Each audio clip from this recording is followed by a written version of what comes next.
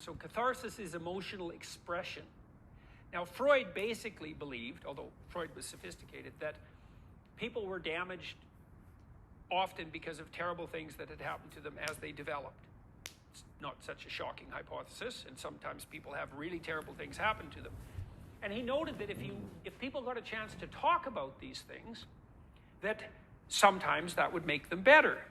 Now, that was a shock to everyone, that even a physiological disorder could be cured by talking. But if you think it through, it makes sense. It's like, well, people had problems. Talking is thinking. Thinking is problem solving. Solved problems don't cause trouble, hence cure. But that isn't really how Freud construed it. He believed that it was the emotional expression, that the emotions associated with the event had been suppressed or repressed, and that the reason people were still carrying them because they didn't have a chance to fully express the emotion. That's the theory of catharsis. And Pennebaker tested that. So he brought people into the lab, and he had people write on 3 consecutive days for 20 minutes about the worst thing that had ever happened to them, or I believe the worst thing they had ever done, because that can also traumatize you. And then he had a control group just write about like a normal childhood experience to control for writing. And then Pennebaker showed that the people who wrote about the traumatic experiences had these beneficial physical and psychological outcomes. Didn't matter what they wrote? Yes. He did a content analysis. And so, he's a very sophisticated researcher, James Pennebaker. I interviewed him on my YouTube channel. He wanted to find out what predicted what produced health. And he had 2 competing hypotheses, really. One was the emotional catharsis hypothesis, and the other was more of a cognitive restructuring hypothesis.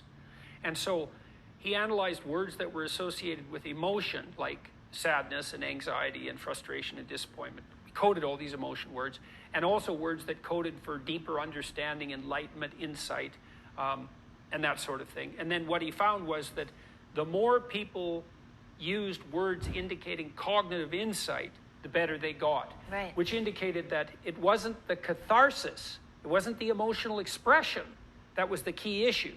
It was the reconfiguration of the memories so that they were more, so that the new representation was more adaptively appropriate. What makes it a new representation, though? You know, what if you're something happened and you're very angry about it, and all you want to talk about is how angry you are for like 10 pages?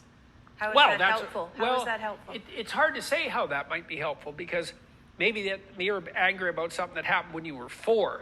Right. Well, could you think it through when you were 4? Or from 4 till you were 15. Well, could be. Well, hopefully you're more verbally astute and you have more analytic and practical tools at your disposal now. So when you revisit that, you can bring to bear on the situation all those new faculties that you have as an adult. Like, you may still be thinking about this. It's highly probable this is Freudian fixation. Let's say something terrible happened to you when you were 11 and you really didn't get past it.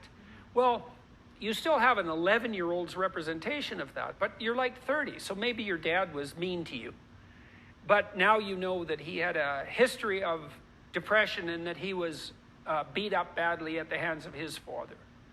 But you didn't know that when you were 11, and even if you did, how helpful would that be? But now you're 30 and you're looking back and you think, well, my dad was hard on me, you know, but it was worse when he was feeling bad, and that wasn't necessarily his fault.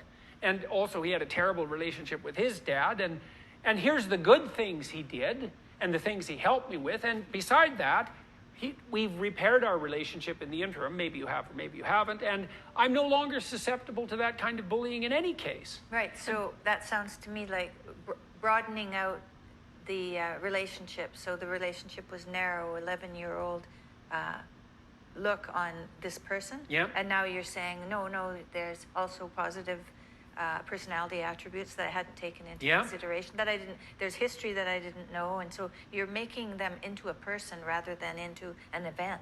Yeah, or a stereotype. Yeah. Well, with my dad, for example, my dad and I clashed a reasonable amount when I was about 13 till I was about 16 when I left home. We had a very good relationship before that and after. And Dad was harsh during that period of time, I would say. And he was also ill in some ways that made him less patient than he might be.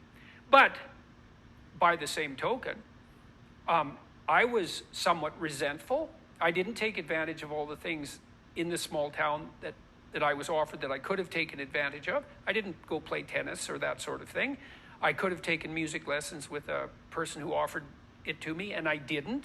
And my friends were like quasi-delinquents, and they were not that trustworthy in the house. And so Dad had his reasons to be difficult to get along with at times. I knew that he supported me, and we'd had a lovely relationship up to then.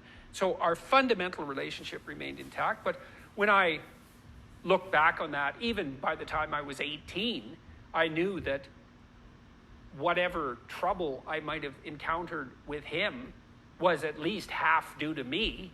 And some of that realization was a consequence of maturation. And as soon as you have see, memory isn't a photograph or a movie of something that happened. It's an ongoing interpretation of life.